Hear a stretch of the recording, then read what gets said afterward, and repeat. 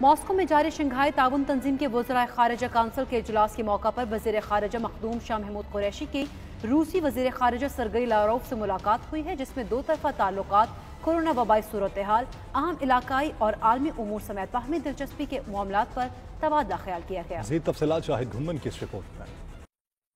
Moscow میں جاری Shanghai تعاون تنظیم کے وزرائے خارجہ کونسل کے اجلاس کے موقع پر وزیر خارجہ شاہ محمود قریشی کی روسی وزیر خارجہ سرگئی لاروف سے ملاقات ہوئی۔ اس موقع پر وزیر خارجہ مخدوم شاہ محمود قریشی نے کہا کہ پاکستان روس کے ساتھ اپنے دو طرفہ تعلقات کو انتہائی اہمیت دیتا ہے۔ پاکستان روس کے ساتھ دو طرفہ تعلقات کو مزید مضبوط اور مستحکم بنانے کے لیے کثیر الجہتی شعبہ جات میں دو طرفہ تعاون کے فروغ کا خواہش مند ہے۔ دونوں وزرائے خارجہ نے افغانستان میں قیام امن کے حوالے سے کی جانے والی کاوشوں کا بھی جائزہ لیا اور اس سلسلے میں اب تک ہونے والی پیش رفت پر اطمینان کا اظہار کیا۔ وزیر خارجہ شاہ محمود قریشی نے کہا کہ پاکستان شروع سے ہی افغانستان میں بدامنی کے خاتمے اور دیرپا امن کے حصول کے لیے مذاکرات کا حامی رہا ہے۔ وزیر خارجہ نے اپنے روسی ہم منصب کو غیر قانونی بھارتی زیر قبضہ جموں کشمیر میں جاری بھارتی مظالم اور انسانی حقوق کی سنگین خلاف ورزیوں سے بھی آگاہ کیا۔ انہوں نے کہا کہ بھارت نے بین الاقوامی قوانین اور اقوام متحدہ کی قراردادوں کو پس پش ڈالتے ہوئے مقبوضہ کشمیر میں آبادی کے تناسب کو بدلنے کی مذموم کوشش کی ہے۔ عالمی برادری کو اس کا نوٹس لینا چاہیے۔ شاہد گھمن، 92 نیوز، ماسکو، روس۔